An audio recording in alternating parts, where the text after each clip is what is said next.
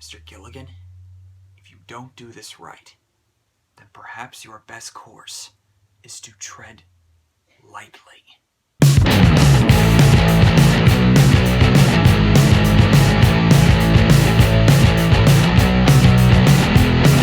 Hey guys, I'm Joe, and today I'm here to do something a little different. I'm here to review a TV show premiere, Better Call Saul. If you don't know what that is by now, if you don't know what Breaking Bad is, this is basically a tie-in to the show Breaking Bad that officially ended over a year ago on AMC. If anyone has seen my channel trailer on my YouTube channel, you'll know that in that video I review movies, some TV shows, and occasionally a video game. Well, now I'm here to review a TV show. I don't watch a whole lot of TV series because I'm not really big into TV shows like I am movies, but here I'm going to try to change it up a little bit. And a long story short, Breaking Bad is one of the best shows I've ever seen. That series finale is perfect. And there will be some spoilers in here, so if you haven't seen the show Breaking Bad, or if you haven't seen these 2 episodes that I'll be talking about, you have been warned. Watch the 2 episodes and then come back here and hear my thoughts. So the episode opens up in a black and white segment, in a similar vein of the movie Nebraska, which I have not seen, but I've seen parts of. Saul is now working at Cinema Bon or something or other, and he's looking around seeing if he's being watched.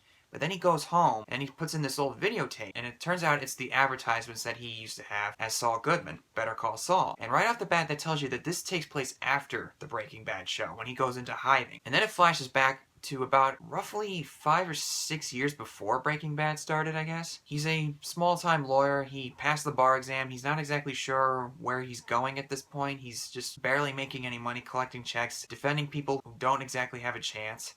And he lives with his brother Chuck, who has a hypomagnetic sensitivity disease of some kind. And he's also trying to represent these 2 clients who embezzled money from the county treasurer where he's living in. I think it might be Nebraska or New Mexico. I'm not really sure yet, but I guarantee it's probably New Mexico because of a certain character that's in here. More on that later. And he comes across these 2 skater guys who try to scam him out of his money by crashing into his car. He hires them to run a similar scam on the people that he's trying to represent, but loses to his rival, so he can represent them in court and get more money. But things go awry when they actually ambush the wrong person. They follow her to her house. It turns out it's an old Mexican woman who's possibly a housekeeper.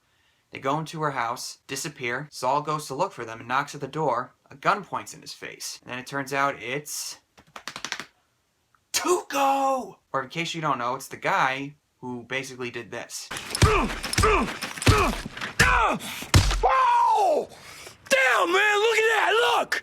I'm not gonna lie, it got slightly spoiled for me that Tuco was in this episode, but I still got excited when he came on screen. And then in the next episode, Saul finds himself in a difficult bind because he figures at first that he probably got these 2 guys killed, but it turns out they're still alive. Tuco and his guys drag him out to the desert, and he comes this close to killing those 2 guys, considering that they basically called his grandmother some really nasty names, I'll say. But Saul manages to squeeze his way out of it by telling the truth about who he is and that it was all just a misunderstanding. So he negotiates with Tuco, manages to get him to drop his idea of killing those 2, and ends up breaking 1 leg each. Saul, or as his name in the show at this point, Jimmy McGill, comes out of this pretty traumatized, but somehow is able to find a new boost of confidence and gets progressively better and better at becoming what we know as Saul Goodman from Breaking Bad. And then the second episode ends with one of Tuco's guys coming in, making a business proposal. Those 2 people that he was trying to scam tell me where they are so I can take their money. Saul immediately says, no, I don't want to do that. But Tuco's guy says, think about it. And then it ends. The show has got a pretty promising start so far. When they first announced it, I was really skeptical about it because in this day and age, in the world of entertainment, you see spin-offs, reboots, prequels, remakes, the whole shebang. And it's becoming really popular now with the Avengers, like a shared universe kind of way. And this is the way it came off to me, considering that this does take place in the same universe as Breaking Bad. So when they announced it, that it would be about Saul Goodman, I thought, oh, that's cool, but spin-off?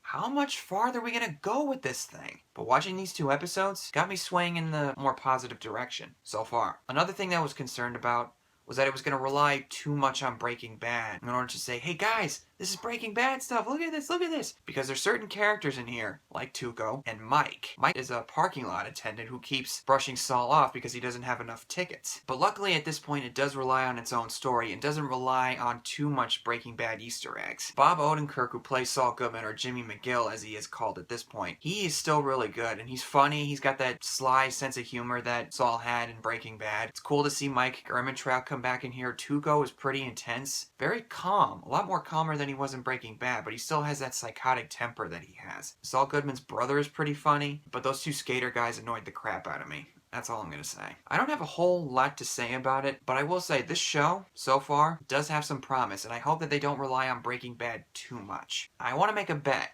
that either in this season or the next one, Walter White or Jesse or Marie or Hank, in some shape or form, or maybe even Gustavo Fring, might make an appearance in here in some shape or form. And the reason I say that is because the opening scene, where he's sitting in his apartment watching those old commercials of himself as Saul Goodman, that's very similar to Breaking Bad. And when you see Walter White with his full head of hair and that beard, carrying that machine gun that he hides in the trunk for the season finale of Breaking Bad, here in this show, that right off the bat, at least to me anyway, tells you something's coming. I don't know if they'll address it again, but I guarantee you, something is afoot. Overall, I really like these first 2 episodes of Better Call Saul, and I'm looking forward to see what they have to bring to the table next. I'm not going to review every single episode by week, because that can get kind of repetitive. Probably when the season's over, I'll talk about like a general overview of what I thought the season was like. So thank you all for watching this video. If you're a Breaking Bad fan, if you watch the show Better Call Saul, tell me your thoughts on the premiere. And also, if you're having trouble watching my videos or if you can't subscribe for some reason, just remember, Better call Saul. See you later, guys.